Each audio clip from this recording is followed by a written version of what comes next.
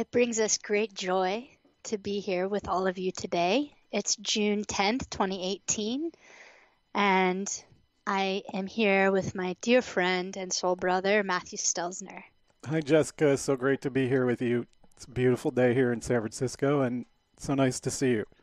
Oh, it's gorgeous here in Sarasota, Florida. Of We're course, coast to coast today. bi-coastal. Bi-coastal. I'm sure by a lot of things today. Absolutely. Uh, so today we want to dedicate this podcast to Venus. To Venus. And today's theme is ritualizing the Venus cycle. I love this idea. Matthew actually came up with it. And we're just going to dive into honoring the goddess and honoring Venus and her cycle and really looking at the alignments that she's going to be making for the rest of 2018.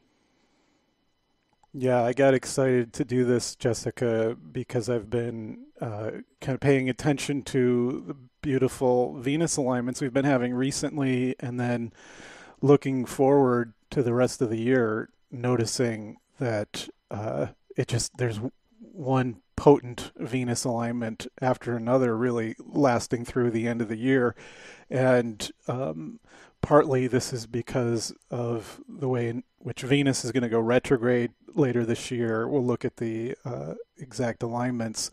It'll go retrograde, and at that point it's actually in a opposition with Uranus. Basically, we'll be looking at how Venus is going to go across the Uranus-Pluto square along with Mars a couple of big times this year. And it's because Venus is going to station and go back and forth in the alignment with Uranus and Mars at that point. So, yeah, we've just recently been enjoying a very rare and special alignment. And let me see if I can bring this up here. Yeah, I think this is what I wanted to look at. Yeah, it's been about 2 weeks that we've had this very special alignment of Venus, Jupiter, and Neptune in a grand trine. And this is something that can form anytime Jupiter and Neptune are trine each other for an extended period. There's a chance that Venus will come into the alignment and form a grand trine, as it has these last 2 weeks.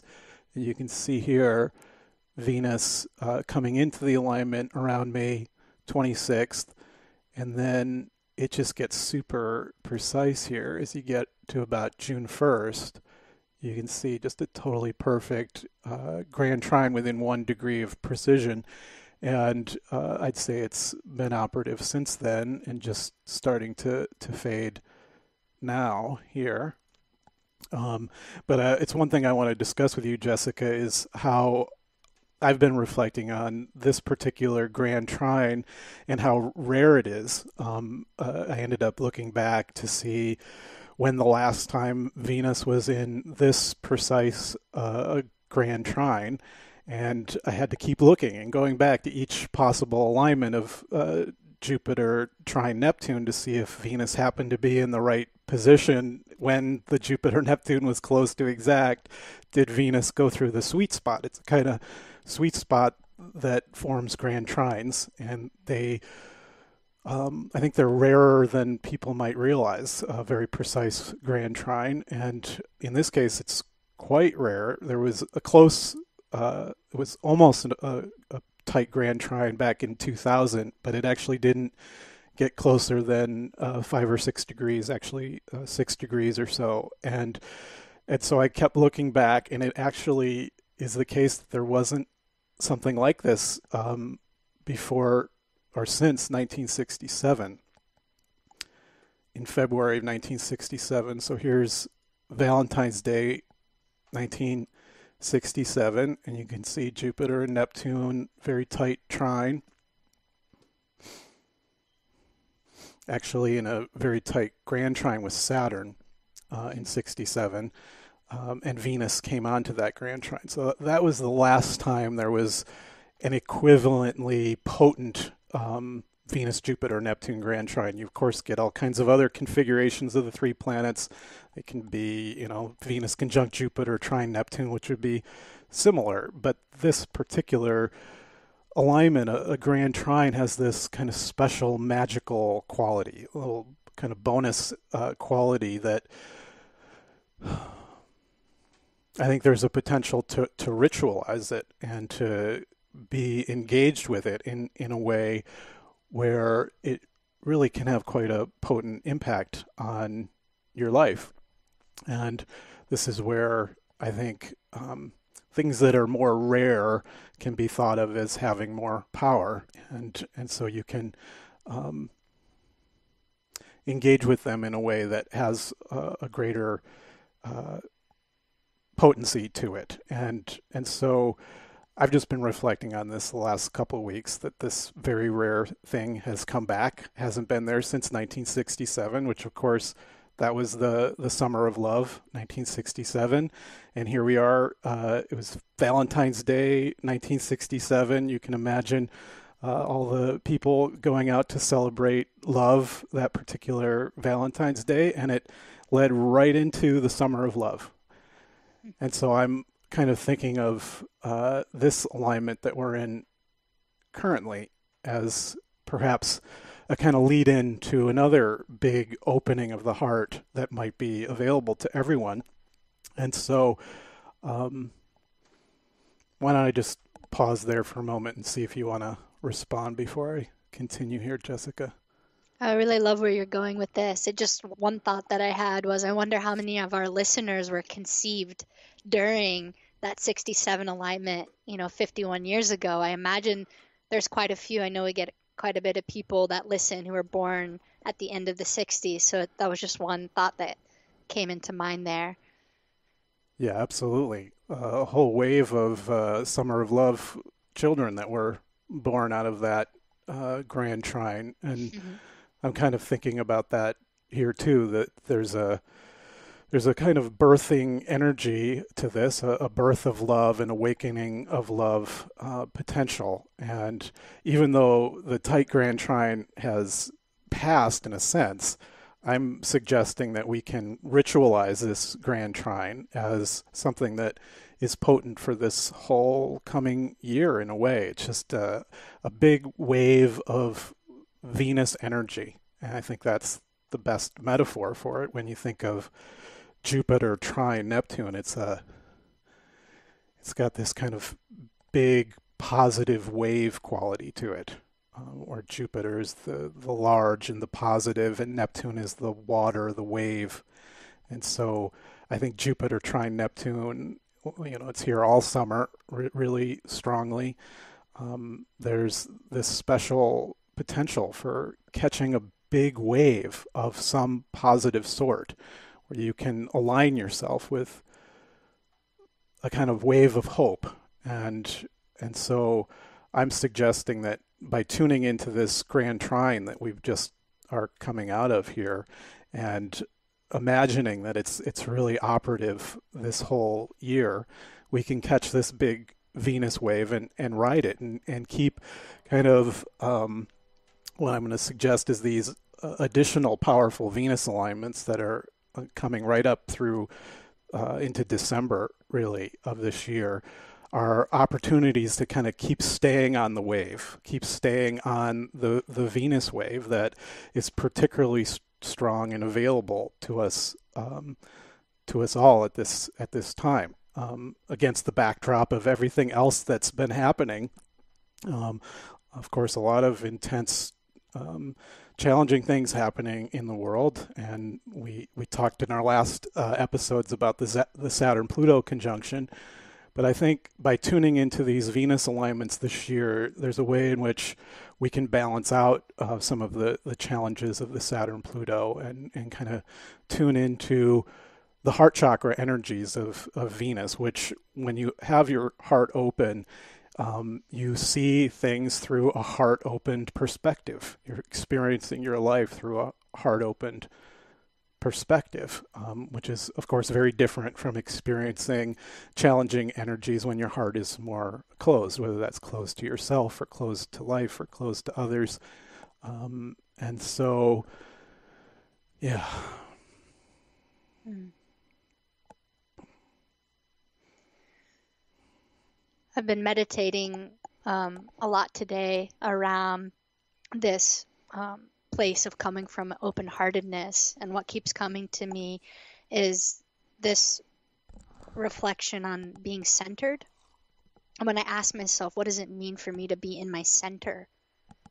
And for me, being in my center is being in my heart, which the experience of it in my body is one where I am one with myself, and I'm one with the world around me, and that I'm in a flow state. I'm in an open space where I feel in a flow, and things tend to not only appear to be more clear to me, there's a real sense of clarity and balance where the good and the bad, let's just call it that, in my life, I have perspective on it. And that perspective feels very freeing and allows me to be deeply connected to myself and in my center.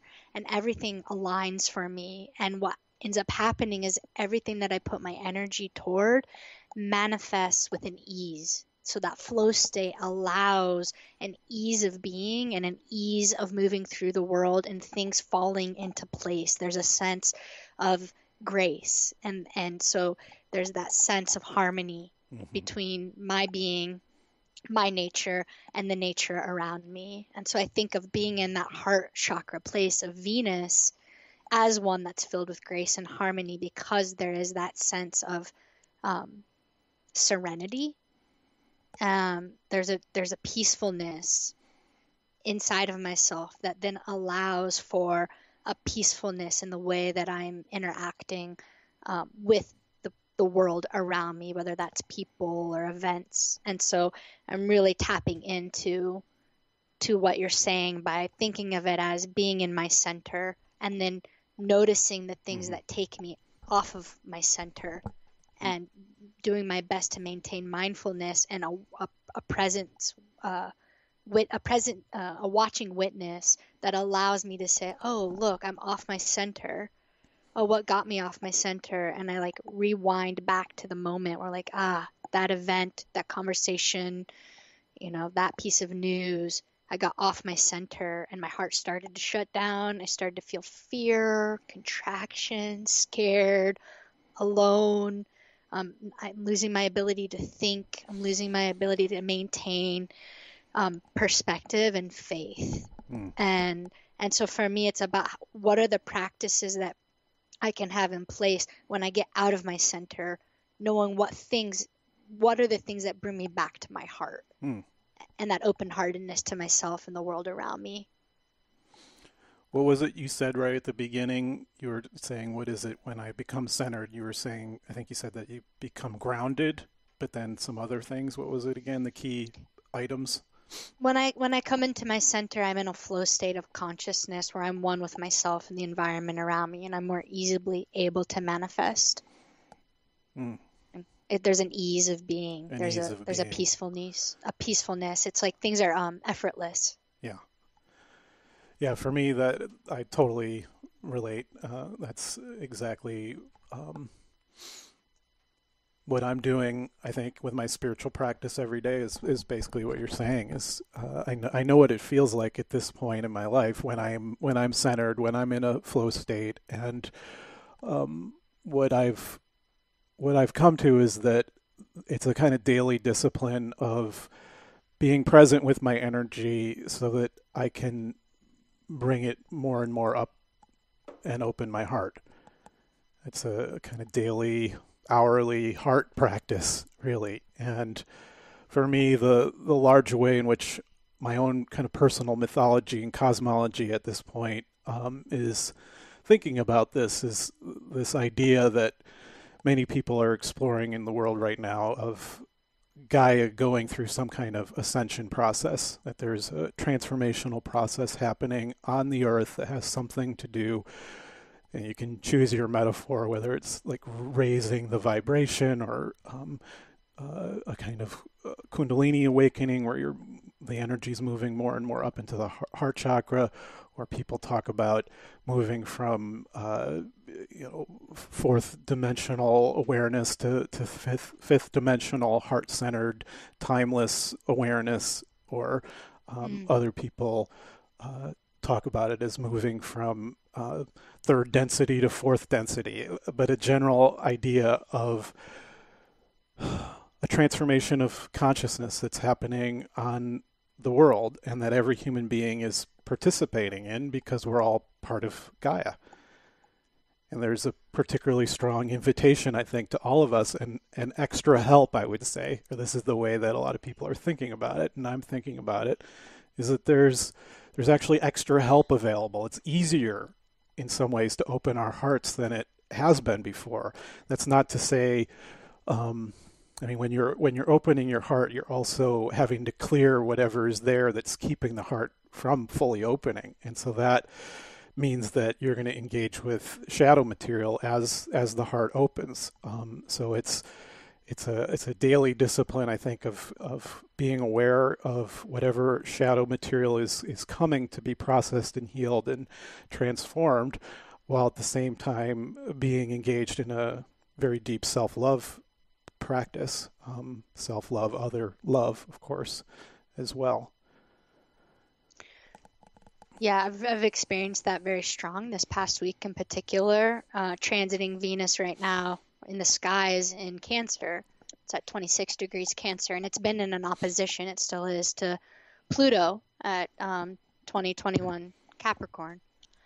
And so there often can be this quality with the Venus-Pluto energy where there's exactly that experience of transforming the heart, but through that clearing, purifying process. Mm-hmm. And so I think of Venus-Pluto as like, what are the ways that our heart is locked, or the ways that our heart is in the underworld, especially around things that have been wounding for us or caused us pain in some way, or there's some kind of fear around. Maybe it's just, feels taboo or unknown. And for me, the Venus-Pluto energy is all about purification in service of transforming the heart. But it's when Venus began to square Uranus is at now 1 Taurus, it's in a 5-degree square now, I started to notice a shift taking place in my process, where the heart was moving more through the shadow material that I experienced as the Venus-Pluto energy into more of the freeing, liberating, joyful heart, which is where I usually get to once I get through that purification process. And I know that I've arrived there in my practice when I feel joy, and when I feel just a general openness of being, where I'm really feeling trust. I feel safe. I'm trusting life. I'm trusting myself. I'm trusting my partner. I'm trusting the world around me. That's when I know, like, wow, okay, there's been an ascension process here where I went down into the underworld, worked with that shadow material, sat with it, felt it, grieved, went through my fear and my pain, and then there was a release. And for me, Venus-Uranus very much can be that release of the heart, which then allows me to feel connected to myself again, which naturally brings a sense of ease and joy and peacefulness into my life. Wow. Yeah, I'm just taking what you said. I absolutely relate to everything you're saying. And as you're saying it, I think I'm realizing just how powerful it is for this Venus-Pluto-Uranus T-square that's been happening to happen and overlap with the Venus-Jupiter-Neptune grand trine in the last couple of weeks. Just looking back here to see.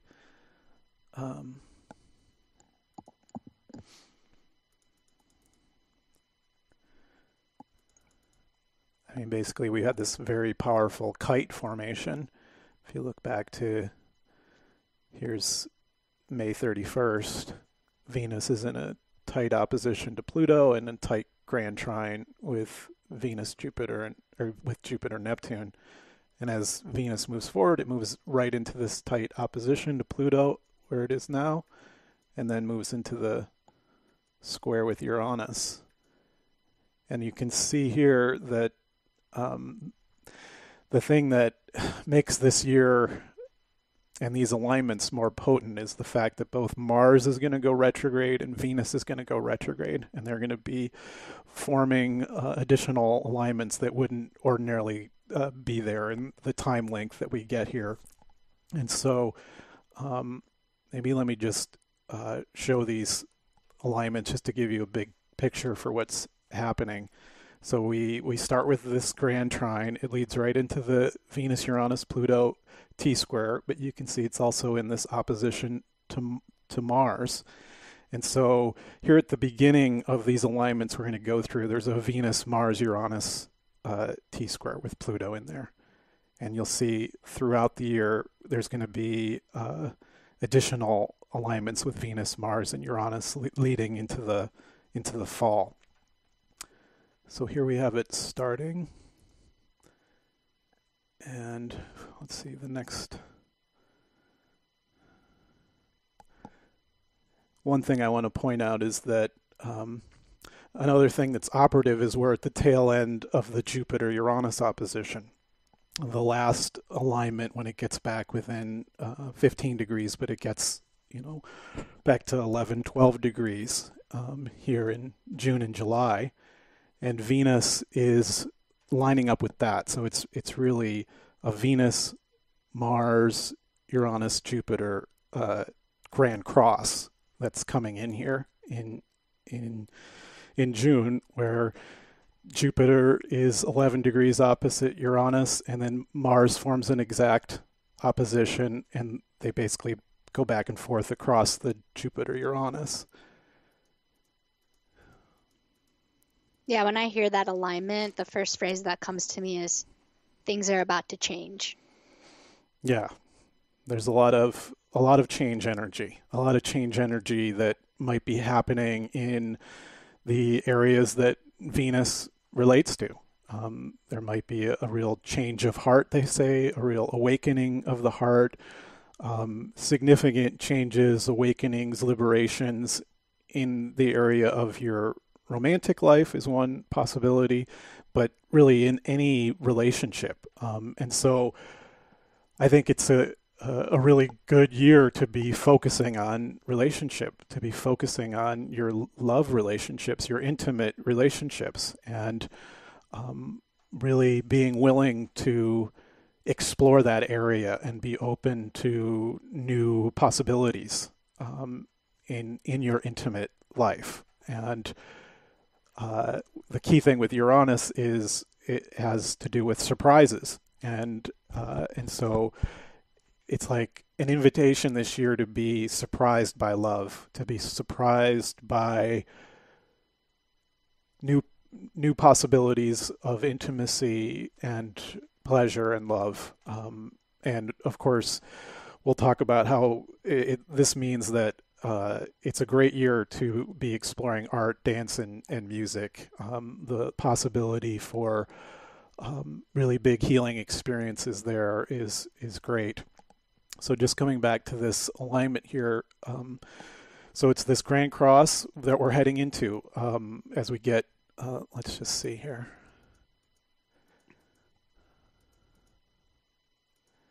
Yeah, I mean, it's just, this whole month is basically this formation of, starting with Venus-Pluto, leading into Venus-Mars and Jupiter and Uranus, all getting lit up in sequence right up through.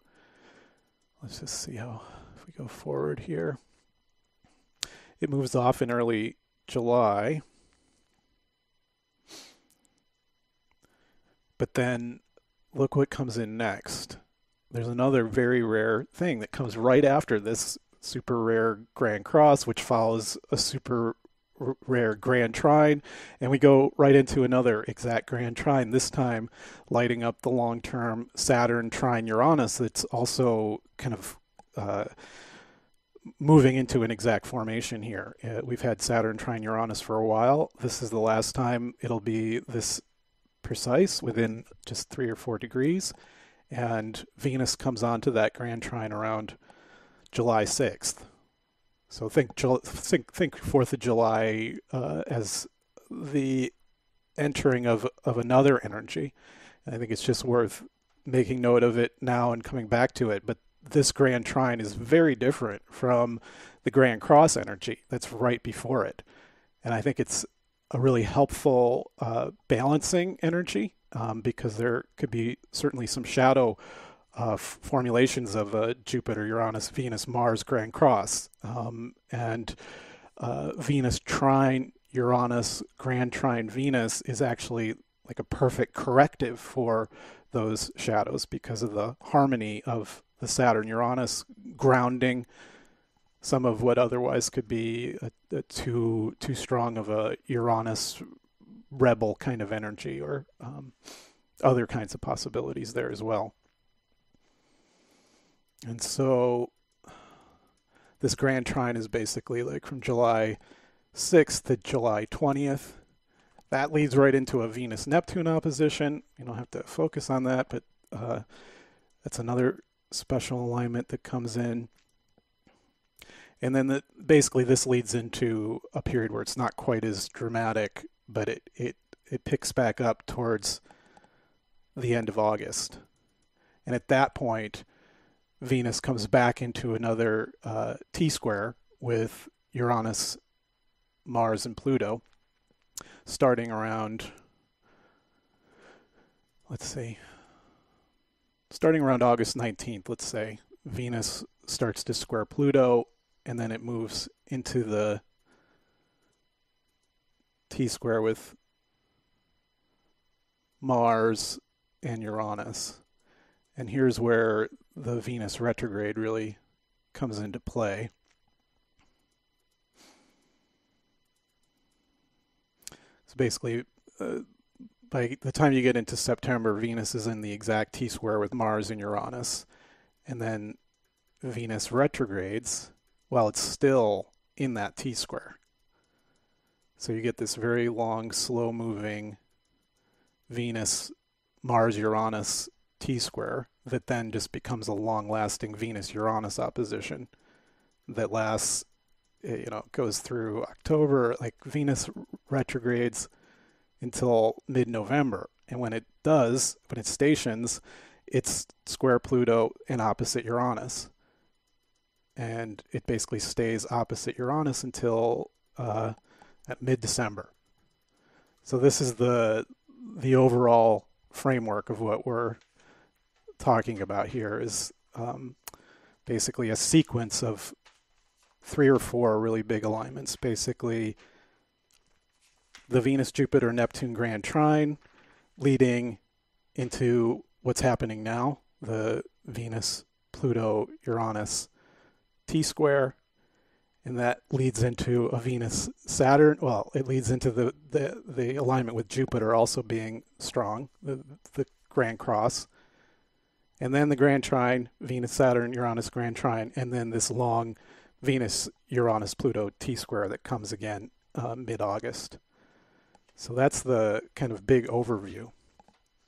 Venus stations retrograde in early October at 11 Scorpio, and it goes back into Libra to 25 Libra, and you said stations direct in November.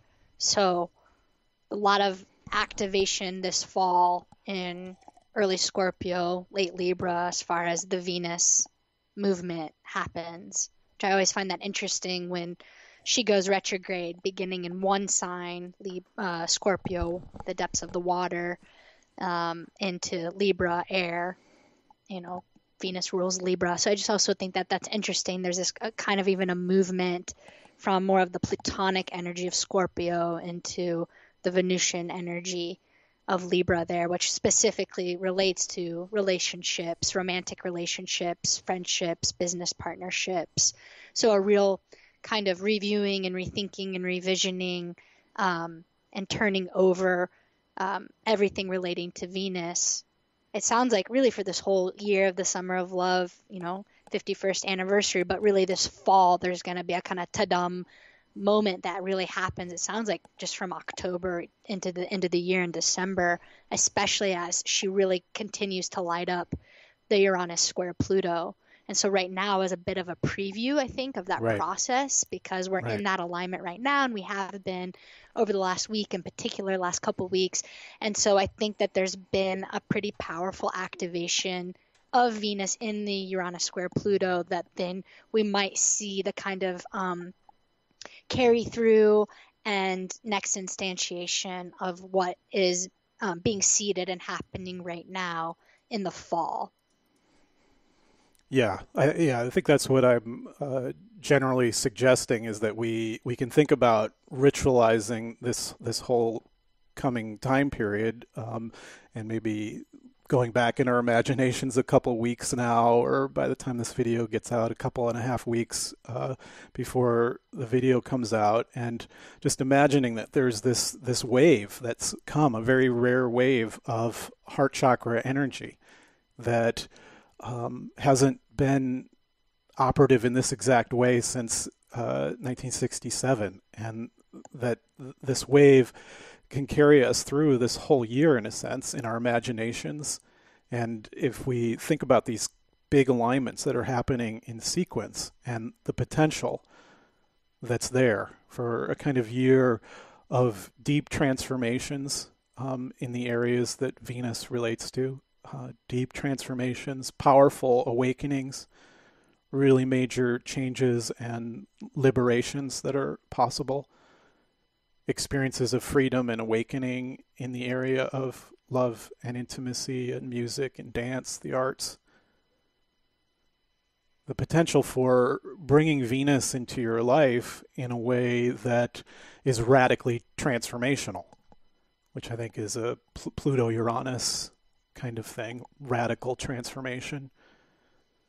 With Jupiter, it's like big, radical, transformational possibilities in the areas of love and the arts, and in terms of intimacy generally.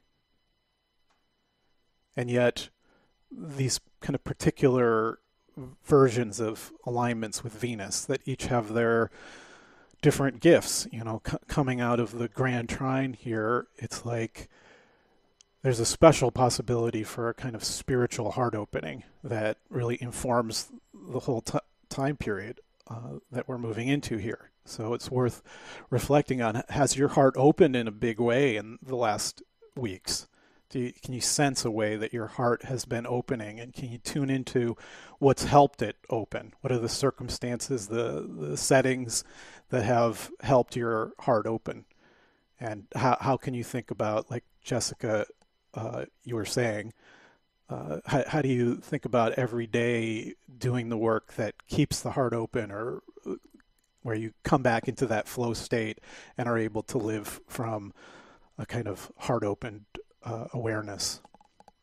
It seems like Venus as goddess herself is going through a transformational process this year through these different particular alignments, and that each alignment to the other planets is actually allowing her to transform, and I would say even transfigure, the actual vessel of being that she is in her essence. And I think that when us human beings can align ourselves with that process and make ourselves available channels for her to move through within the realms of love, beauty, art, harmony, balance, that we are allowing to help that process, that very natural cosmic process, to go underway and actually be brought down to earth, and allow it to also have its really beautiful and powerful effects on human consciousness and earth consciousness itself. It's a way to help anchor, align, and channel the Venusian energy of the goddess, so that she can go through the process that she's already naturally going through on a larger cosmic level. And I think that that's one of the things that ritual allows us to do, is it allows us to bring these energies that are so incredibly larger than life and transpersonal, that transcend human experience and awareness, and actually bring them into human form, bring them into our bodies, bring them into our daily practices, bring them into our life. That's what ritual does. It helps us ground and make that which is sacred here imminent in form, and it actually makes the material world infused with more spirit, and in this case, more of the goddess energy. And so I think that there are very practical things that we can do in our daily lives to help ritualize Venus through her cycle. I mean, all the time, but since we're talking about now and these alignments of 2018, there are things we can specifically do to help activate that energy in our individual lives and then, of course, in our collective human consciousness. So what do you think some of those things are, Jessica? I'd really love to hear more. Yeah, I think that there's beautiful ways for us to ritualize. I think it's really about every person finding what that way is for them. What is inspiring and feels meaningful. For me, I'll give some examples of the way that I've been doing that over these past weeks. I'm going to start with what's most present to me right now, which is adorning the body and adorning one's space. I've recently purchased beautiful pieces. I think you can see here this amethyst on my neck and this ring here, where there's this really been this invocation of beauty. Like, I'm wearing this ring to specifically remind me of beauty, and this necklace to remind me of beauty, that to actually have these physical, tangible crystals and pieces of jewelry that on a daily basis bring me joy just through the sheer pleasure of their aesthetic beauty. And so allowing myself to treat myself in adorning myself through this jewelry. I also bought some new beautiful dresses for the summer that make me feel sexy, that make me feel alive, that make me feel fiery. Like, I actually feel more Venusian. I feel more beautiful and like a goddess when I'm in these flowy summery dresses with my, beautiful jewelry that I'm wearing, and that I'm taking extra time each day to make sure that I feel beautiful. So instead of just like rushing through my morning routine, hurry up, get dressed, I do this every day, I'm actually taking literally an extra 5 to 10 minutes every morning to be like, look in the mirror and be like, what would make me feel more beautiful? Be like, you know what? I really want to put on the makeup in this way, and I want to add some gold here. I want to add some gems, or, oh, I really want to wear those cool earrings, or do my hair like this. So that I walk through the world feeling beautiful and am reminded of beauty in her essence by my own body. And so I think that's just one really special practical way that we can bring Venus more into our lives. And I think that can equally be said about the space around us, like our home or my home office. It's like I have sitting on my desk this beautiful peacock that this beautiful woman gave me in my life. And I love the peacock visually, and I love the story behind the peacock. And the peacock for me is a very Venus-Uranus energy, this rebirth of love and awakening of love. And so I have these little pieces on my desk so that every day I see things that remind me not just of beauty, but every single item that's on my desk was given to me by someone in my life that I love very much. And so it's an honoring of those relationships. And so I adorn my space through things that are both aesthetically, visually beautiful and bring me pleasure, but that have a story in them that connect me to a person or a place in time that reminds me of love. Yeah, and I love what you said about it, honoring your intimate relationships, the people that you love, thinking about that consciously as like an intention in terms of honoring Venus and keeping Venus mindfulness. I love those examples. I'm just thinking about my own last couple of weeks and how I've been honoring, and I can really resonate with some of what you're saying. My own version has been, I've been playing these bells. The for the first time in my life, I've had a musical instrument that I can play regularly and not get frustrated by it. And it's a range of Nepali drums, actually. But a few, like 2 or 3 weeks ago, I got a new Nepali bell that just makes me really, really happy when I play it. And it's just a really special sound, and it also absolutely has some kind of positive consciousness effect. And so I'm realizing, wasn't necessarily totally thinking of this, but I've been playing this particular bell every day and experiencing the really beautiful, rich sound that it has, and also the kind of consciousness elevating quality that it has. So it's both kind of beautiful and sacred. It also comes from the mountains of Nepal, and it has that quality of like a beautiful sound coming from high in the mountains that's elevating in some way.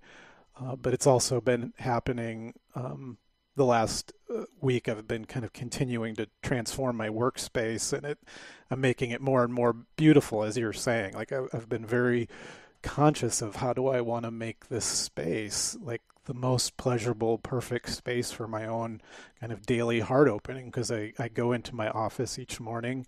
It's where I do spiritual practice. It's where I work with my altar and with my cards, and it used to be very book focused, but now it's much more like music and beauty focused.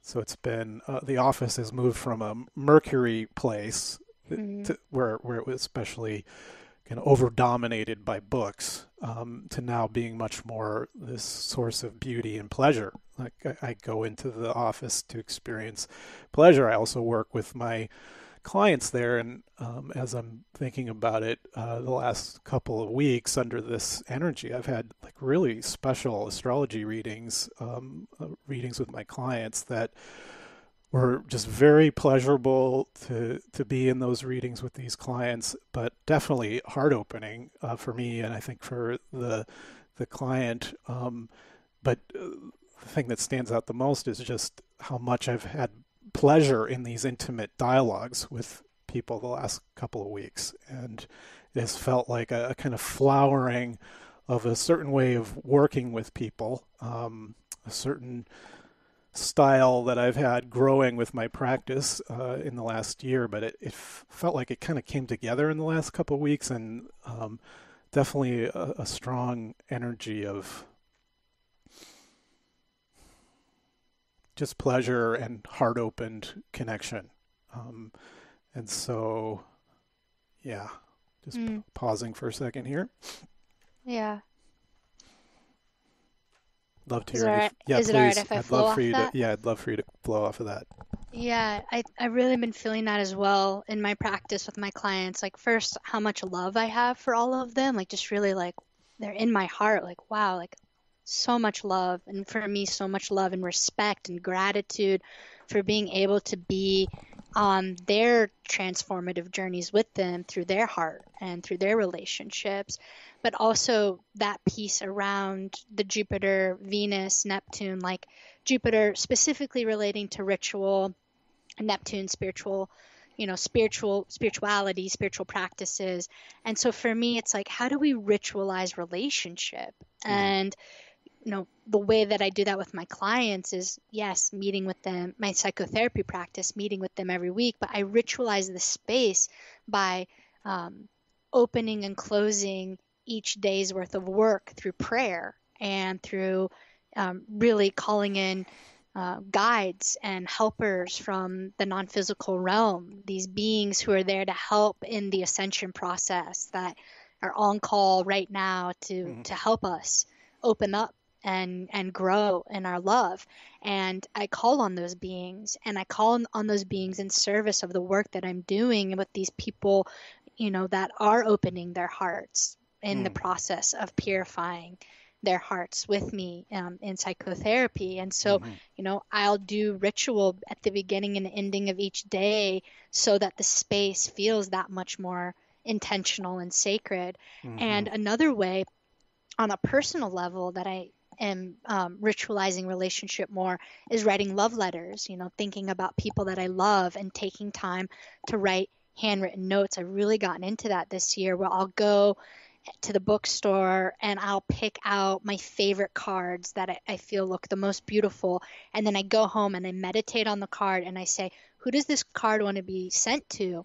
And then I'll write as best as I can, a letter from my heart, whatever the truth is in my heart, to let that person know I've been thinking of them and I care about them. And I put a little love stamp on it, and it's just this personalized handwritten thing that clearly took me a little bit more time and effort than sending an email.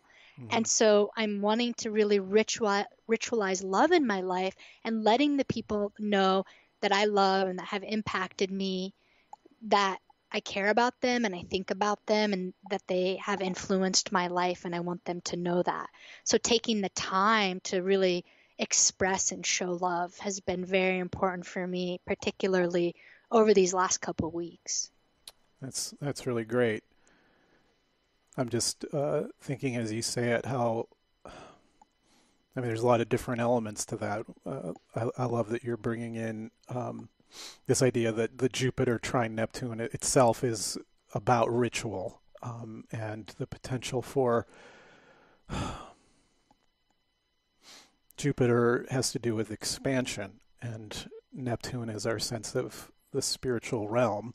And so when Jupiter's in alignment with Neptune, it's like the spiritual realm is more present. It feels bigger. It feels more accessible, and in a way, it helps us to do ritual because it's more palpable. It encourages ritual. It encourages a kind of celebration energy, or basically where you make the spiritual a bigger part of your life. And when it's in a trine like this, there's a way in which you can make it a much bigger part of your life. And I'm realizing now that, especially in the last 6-7 months, my spiritual life has definitely gotten bigger. I'm giving more time to it, and I'm really enjoying, before each client. I only see 2 or at most 3 clients a day for these intuitive readings that I do.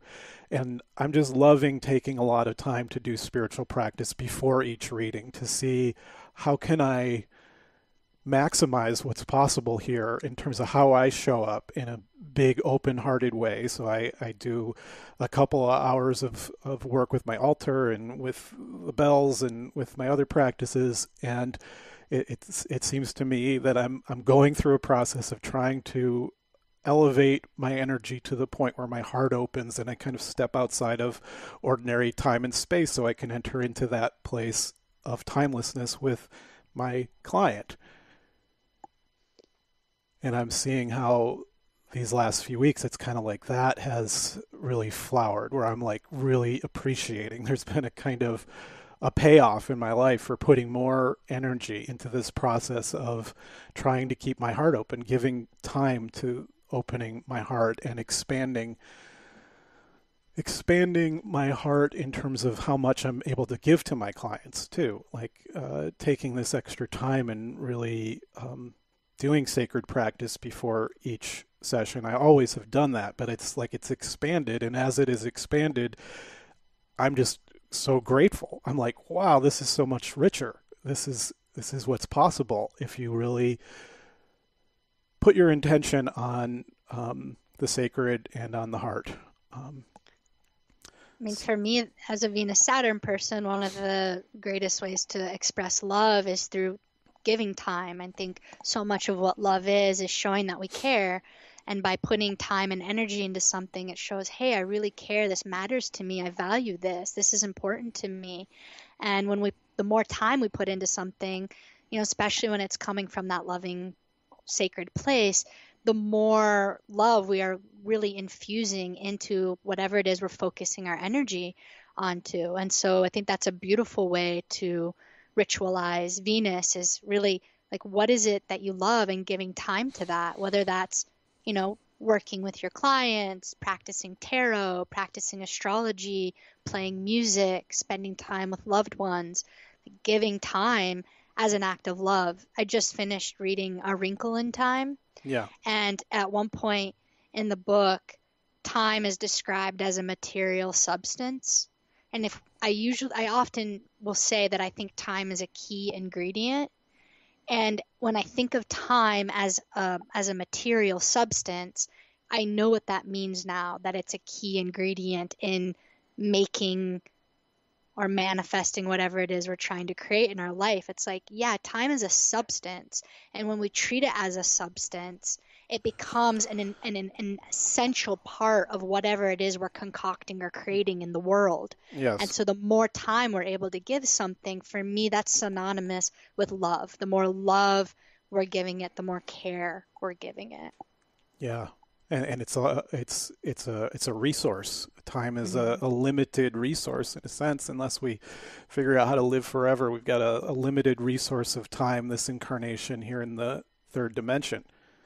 And so if you think about it, like you've got a lifetime's worth of time, and how do you want to invest it? Where do you want to put the time? And as I've gotten older, of course, it becomes more apparent that you've got a limited amount of time. And I guess maybe this is normal as people mature, that they have more of that sense of time as a resource. And I think you being in your Saturn return, completing your Saturn return, I think Last 6 months. I think you're through it. Personally, I think you're done. But if you want to keep going for another 6 months, you can. If you want to keep going, it's fine.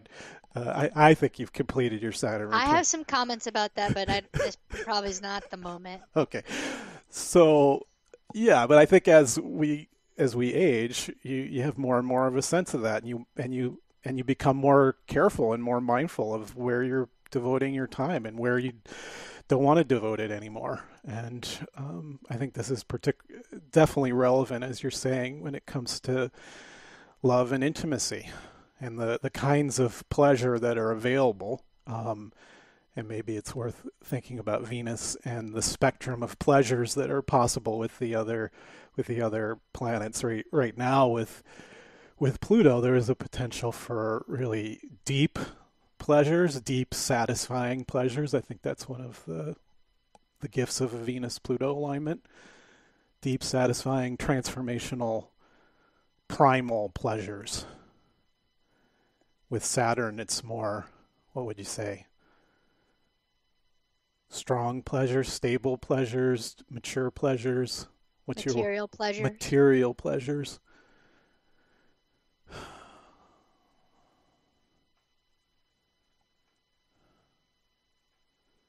Just that sense that with Venus Saturn, you're building something, like building love, building stable, secure love, intimate relationships. I think that's one of the gifts of any Venus Saturn alignment. And when the grand trine comes in here a little later this summer, the Venus Saturn Uranus grand trine, I think there's a special opportunity for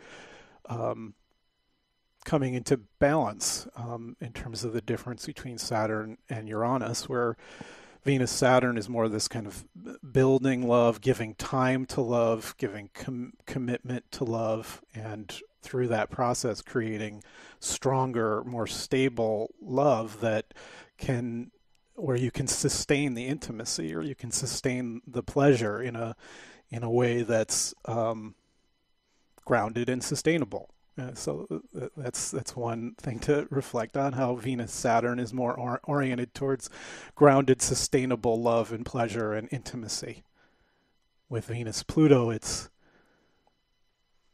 could be quite different, not necessarily long lasting or stable. It can be very intense and primal and passionate, transformational, but it doesn't necessarily have the same gifts as Saturn. And with Uranus, more of that potential for the kind of liberated love, awakenings of the heart, and special moments of unexpected pleasures. The jazz notes of life, where you're just like, whoa, that's so amazing how that kind of beautiful thing just unfolded.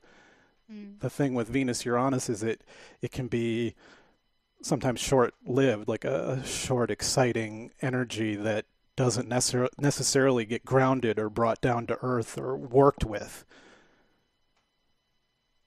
Those are just a few thoughts for the moment, Jessica. I think there's a real playfulness too to Venus Uranus. It loves spontaneity, it loves adventure, it loves play. It's a very youthful, kind of a youthful heart energy. And I do love that about catching that wave of Venus Uranus. And, I think that it also is really important to think of Venus as what we value and what's valuable to us. And I've really been taking that into consideration lately. I mean, it's particularly difficult when we live in a post-industrial capitalistic society that really says what's most valuable is either the biggest profit and gain monetarily or like the biggest savings, right? And recently I've made some, really important purchases in my life, and I've really had to think about what is the value of this purchase for me? Like what makes it valuable to me? And that really has forced me to get clear once again on what my values are. What are my priorities? What are the things I care most about? And I think that this is one thing that's pretty interesting about ritual is ritual shows up on a continuum for us. I mean, the Saturn version of ritual is our daily routines and practices. And I think that one way we ritualize our daily life and our mundane life is the routines that we have set up that, structure every day. And so you asked earlier, like, how do we spend our time? That really matters because it's a limited resource. And so I've been thinking a lot about this around, like, how do I stay in my center? Well, the way I stay in my center is really making sure that I'm making lots of time for myself because I value myself. I have to make time for myself. And the way that I do that is through my morning routine. Every single morning, I get up, I have my lemon water, I journal, I read, I go for my run or my swim, I come home, I get ready, I adorn myself, and I go to work. And I have to do that because I need to make time for myself, to value myself, to ritualize myself in my day. And that's a Saturn version of ritual is our routines. It's like that Virgo 6th house energy of like, how do we structure our daily life to take care of ourselves and to have health and well-being? And then there's like the larger version of ritual, like where it gets more special in the sense that maybe it's a little more rare.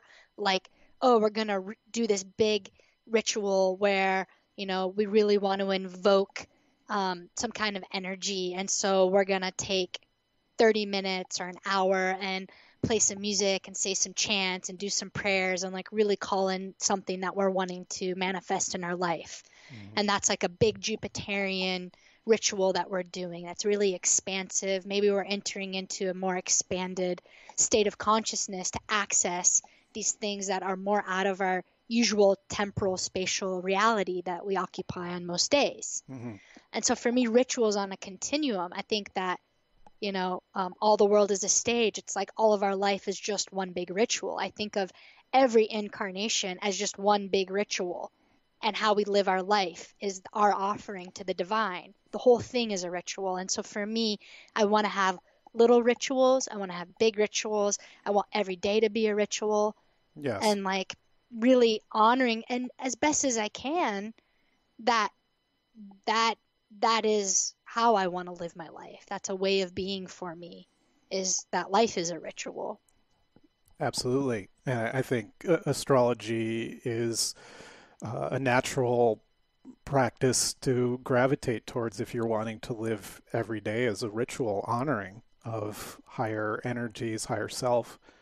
I think that's how I've always integrated my astrology, is seeing it as a daily ritual, daily honoring of the gods. That's how we learned it, is to be a daily honoring of the divine. And I mean, that's what all spiritual practices are. Any deeply committed spiritual life is trying to do that, live every moment from a certain higher awareness. And I think astrology lends itself to that because you can follow these cycles and your personal transits and honor your natal chart. And if you do astrology long enough with any kind of commitment, it just naturally becomes your own daily ritual process and your own unique way of honoring these energies. And the more you invest in it, the more it invests in you, I think. And I I totally resonate Mm, with what you're saying. This idea of big honorings and then smaller daily ways. I think both are equally important, and they make each other possible. Once you do a really big one, it feeds into the little stuff every day, mm, and doing the little stuff motivates you to do the big ones. And what I think is awesome in my experience is that when you have this intention to ritualize and consciously acknowledge different archetypal energies, um, the divine moves towards you and participates with you in that process. And so, in something like this sequence of Venus alignments, these very potent Venus alignments this year, if you have the intention of showing up, honoring Venus in all these different ways, and also being willing to be transformed by Venus and to go on a journey with Venus, to have Venus give her gifts to you. If that's your intention, you're going to be given all kinds of opportunities that will be both daily and in larger ways, where you'll be able to basically be attuned. Where is Venus, and how is she wanting to play with me right now? Where is she wanting to take me? Where is she inviting me to have pleasure or to connect with love with other people, or in any other way? And so, for me, always with any astrological alignment, it's it's about being attuned to where is it possible in each moment to be aware, and when possible, honor the energy, honor it, and invite it into me, invite it to go into some kind of learning process with me, growing process with me. And so, like these last few weeks, I'm like I'm attuned. Where are the energies inviting me? Where is there an opportunity? So, like last weekend, right in the heart of the Jupiter, Venus, Neptune, I had been invited to spend a night up at Or Hot Springs with Sonia, and it's just naturally a Venus, Jupiter, Neptune place. You just go there; it's totally beautiful. There's the amazing healing waters, and it's a just total heart chakra place. And so it's like you get invited to the settings where the ritual is possible, where it's like Venus is there saying, "Come on, let's have fun." And it's you just have to show up and be willing to follow her lead, I think. And she's always inviting us to dance more, or to open our hearts more, or to go deeper, or realize new possibilities with her. And her very essence is sweet and loving and friendly. And so it's like they're the best transits to be tuning into, because it's like you've got this very sweet, loving, friendly, pleasurable energy or being that's wanting to bring you more and more of her gifts. What's not to love about that? mhm. I think that the really key part there is that talking about how do we engage with these energies, how do we enact them, how do we embody them, how do we actually make them a part of our life. And one thing I'm hearing you say is saying yes to the opportunities that present themselves where the stage is set for the experience of love and beauty, of art and creativity, Mm-hmm. finding harmony and balance in nature and relationships. My particular version of that is been spending a lot of time at the beach. The water has really warmed up here in the Gulf. It's, in the 80s. And, something that I like to do as far as meditation and peaceful practices is to go to environments that feel completely serene. So for me, that's the ocean, the water, the Mm-hmm. sun, the breeze. And I sit in meditation, and when I'm not able to feel the pleasure of being at the beach, when I'm not able to access the joy and the gratitude of being in this absolutely exquisite environment, this paradise, this Jupiter Neptune paradise, then it's an opportunity for me to work through the ways that my heart is blocked around being able to be present. Because one of the key defining signatures of being in my heart, of being in my center, is being in the now. And I know that when I'm living in the past or I'm living in the future, then I'm not actually occupying the fullness of my heart, because a heart-centered space is the present moment, where we're able to tune into the reality of the moment, the truth, capital T, the true, the good, and the beautiful in that moment. And so when I'm not able to feel the pleasure of the wind on my cheek and the sun on my face, I know that's an opportunity for me to work with what's there that's causing me not to be able to fully open and embrace the pure beauty of nature in that moment. And how can I come back to my center? And one of the key ways to come back to my center, my heart, is by experiencing things that are beautiful, that remind me of the goodness of life and the divine, that restore my sense of faith and trust. And for me, that is going swimming, that's dancing, that's having a loving conversation with my husband, that's calling up a good friend and just checking in, that's playing my flute. These are the things that take me out of my mind and the thought loops that keep me in the past or put me into the future, and ground me back in the present, into my heart, so that I can feel love again.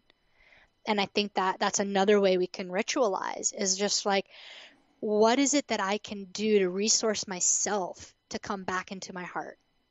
Because I know infinitely that life is better from this place. It's more joyful, it's more clear, it's more real, it's more flow. And there are things available to me to get back into that. I love how you put that. What is it that I can do to resource myself so I can come back into my heart? What is it I can do to resource myself? I love that way of putting it. Because I think that's the daily discipline.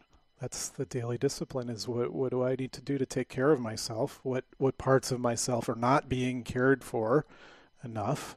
Attending to those, but then you're really anchoring for me how true it is that when you're in one of those moments where you don't feel like you're in your heart, absolutely one thing that can really help is what you're saying. Well, you listed a whole bunch of things. Definitely beauty and the music and connecting with the people you love the most. These have a lot of potential for moving us back into a heart place.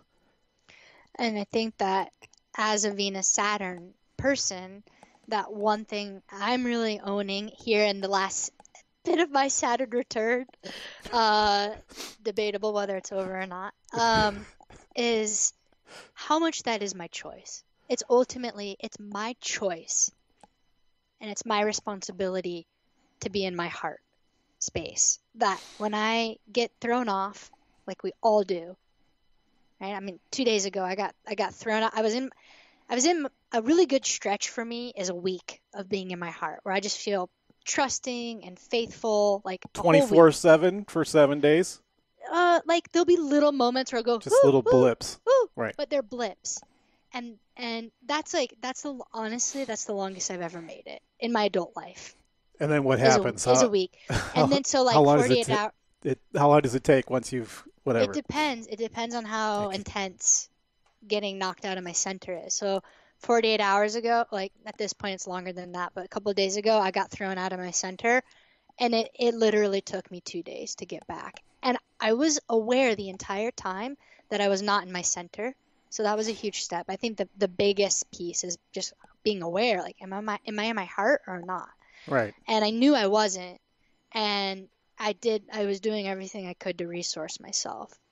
And it took me 2 days to get back to a place of feeling myself again, feeling connected, feeling joyful, and having a more balanced perspective on life. Yeah. Right? Where things stopped feeling so dark or intense or heavy. Right. And I came back, and I'm back now. That was a journey, but sometimes I'm knocked off for a couple hours. A bad spell is if I'm out of my heart at this point for 72 hours, and I'm resourcing myself to get back. That's when I know I'm like, okay, I need to call in extra support right now, because I want to get back to my heart. It's just so much better to be here. Right. And so I'll put more time and effort to do that until I come back. And sometimes it just needs time. Like I couldn't rush this process over the last 2 days. And Right. like that's another piece of it. Like it just had its own thing and I did my best to stay with it. But like Right. I needed some time. Yeah, So, absolutely. yeah. Well, I mean, I think that's pretty awesome if you're generally able to get back on, usually within a couple hours, but if it's a more major thing within a couple days, that's pretty great. And I love what you're saying though. If it gets to 72 hours of really being out of your heart, then you know yourself well enough where it's like I need extra support. I've got to go into the deeper medicine bag to get out some of the bigger stuff that we have to rely on from time to time. I was thinking too that when you're in something like a big grief process that, Yeah. can last, certainly months, but often it can be a solid year or several years if it's a really big thing. Um, those moments where you find yourself not in your heart during a grief process, it makes sense. There's going to be moments where different parts of the grief process can feel like getting out of your heart. Yes. And so, but if you have enough mindfulness to recognize that, to know you're in a grief process and to know that there's waves of a grief process and, you can do a piece of work around a grief process and feel like you're back in your heart for a long time, but then another wave comes. And for me, usually when I am out of my heart, at first it's like uncomfortable. It doesn't feel great. I don't feel my usual self. And it's not that big a deal at first, but if it goes on for a few hours, then I'm like, okay, this is not feeling great. And at that point, I have to, if I want to save my day, I have to kind of mobilize and go to my go-to practices, and I have to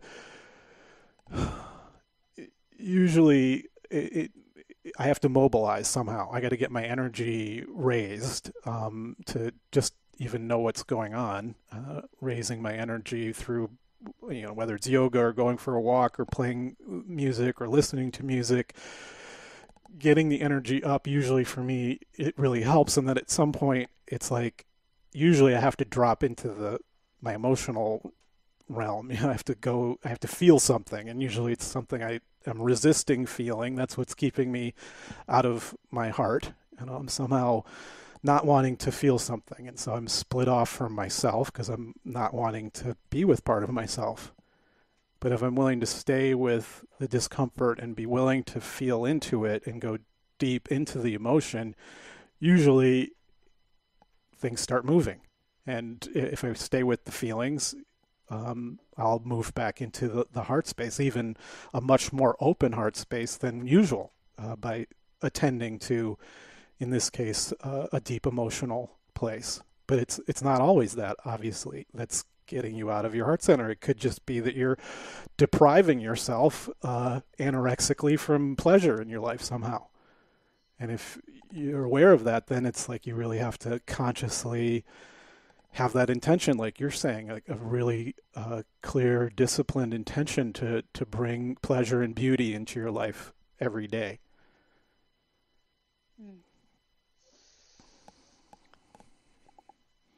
So as we begin to start to close this episode of Correlations, I just want to call in, how, this ascension process that we're all in as a species right now on this planet, during this time where there is a lot of peril and confusion and alienation and, a lot of people in a lot of pain right now. And I think that, part of why the ascension process is difficult is because it's demanding. And, the process that you just described, it requires you to have both the space and the time to allow yourself to drop in and feel your emotions, to get reconnected to the part of yourself that isn't feeling a part of what's happening in that moment for whatever reason. That only isn't just mindfulness, but that requires the resources, the limited resources of time and of space. And yet for me, that is the defining quality of self-love, is giving ourselves both the time and the space to go into and drop into our process, especially when, we do need a little bit of extra TLC, or maybe a lot of TLC because we're in grief or because we've lost someone or something in our life. And so, one of the ways that I know I've gotten back into my heart is that I have a lot of self-compassion. Like, yes, my compassion has increased for those around me, like the compassion for myself. Like, I feel more compassionate toward myself. Like, wow, Jess, look at that. Look at what you just worked through. Look at that pain you just went into. Look how far you've come. Look how much progress you've made.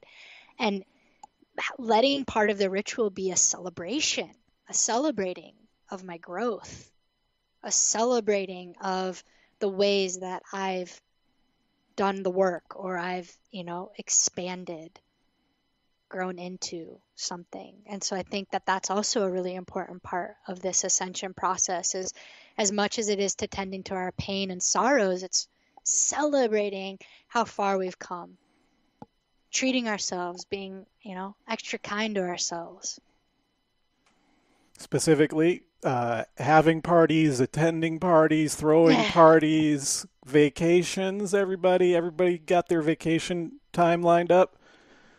This is the summer to take vacation if you're not thinking of it already. All year vacation. As much as possible. I'm going to see Phil Esch tonight. That's what I'm doing. What? Yeah, I get to go see Phil and friends right up the road here. Oh, lucky dog. Terrapin Crossroads with Jackie Green. Should be fun. That's so awesome. Yay. Well, I want to share quickly a really cool project I've been working on. Please. It's a big, huge expression of love from my heart. I started a new thing called Stream, and it's a podcast that I record as I'm inspired by the stream and flow of consciousness. So literally, I'll just be sitting here, and then once I'm inspired, I'll get on and I'll record a session. I've recorded 7 so far, and they're up on my website, trustpsyche.com, and also on my YouTube channel, Jessica DiRuzza. And I'd love for you to tune in if you feel called. And I cover topics from astrology and psychology and just how we live the most meaningful lives we can with the little time we have here. And I've recorded some really cool episodes already in family patterns in astrology, patterns in romantic love, looking at a systems view of astrology, all kinds of topics. And it's been a huge expression of love for me because Travis and I have created the music and the sound for it and had a lot of fun playing with the audio, and it's always evolving. So we continue to compose new pieces. And I designed the logo last weekend, and that was a lot of fun. And just like allowing myself to do things that I don't usually do, but that bring me a lot of joy. And so I hope that's conveyed in the stream, and I'm just having so much fun doing them. So please check it out if you feel called. I'm so thrilled you're doing this, Jessica, and I think it's a kind of overflowing blessing for everyone that you're going to be sharing this way. Of course, it totally fits the ongoing Jupiter trine Neptune, but lots of amazing Venus energy in it. I'm so excited for everyone to be able to have this resource for however long it lasts. It's so awesome. Thank you. Thank you so much. Hey everyone, we so appreciate you being here with us. Really, it's so joyful for us. It's so pleasurable. And we always love to hear from you. So, please like the video here on YouTube, leave a friendly comment, share with loved ones. We really love you spreading the word. So many blessings, everyone. Love you guys. Enjoy the summer of love. The summer of love. 2018. Thanks, Jessica. Thank you, Matthew. Blessings.